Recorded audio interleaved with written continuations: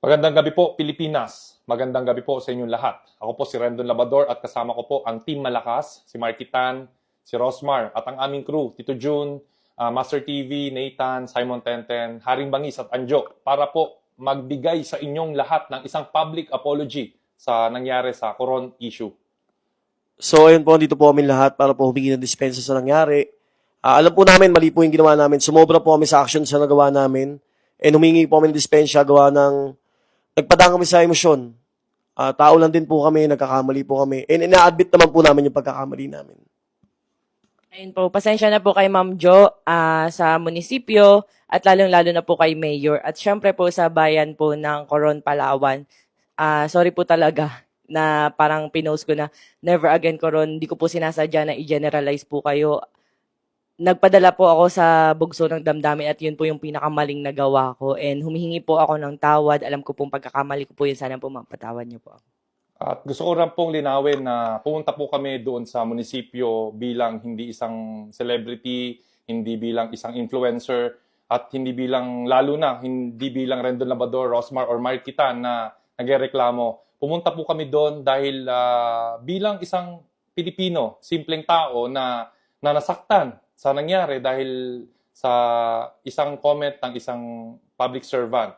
At kami po ay nagpapakababa sa inyong lahat na susubukan po namin na baguhin kung ano man po yung pagkakamali namin, kung sumobra man po kami. At tingin po namin na ito po ay magiging lesson sa amin as a team. At we will be better, babawi po kami.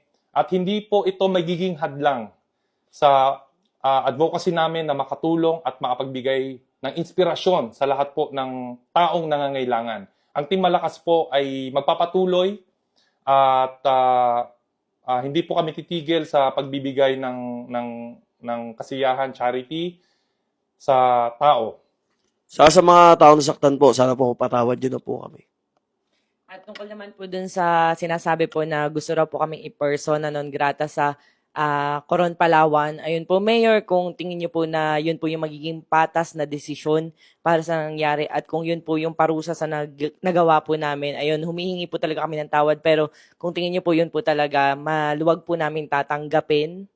Ayun po, maluwag po namin tatanggapin yung parusa niyo po na yun.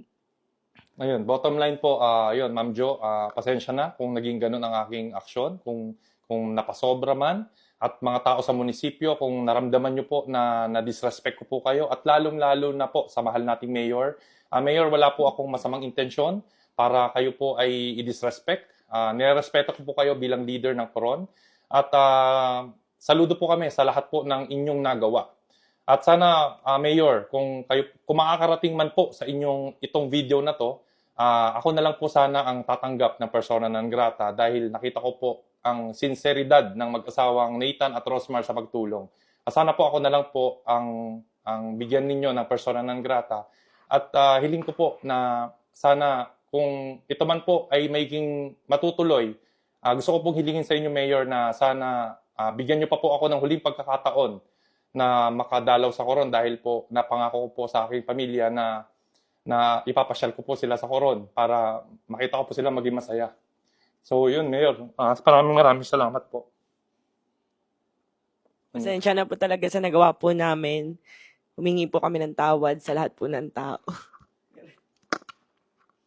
Yun po, pasensya na po sa nagawa namin. Hayaan nyo po at babaunin po namin yon sa lahat po ng mapupuntahan namin. Lesson na po sa amin to at hindi na po mauulit. Babawi po kami. Maraming salamat po. Maraming salamat po.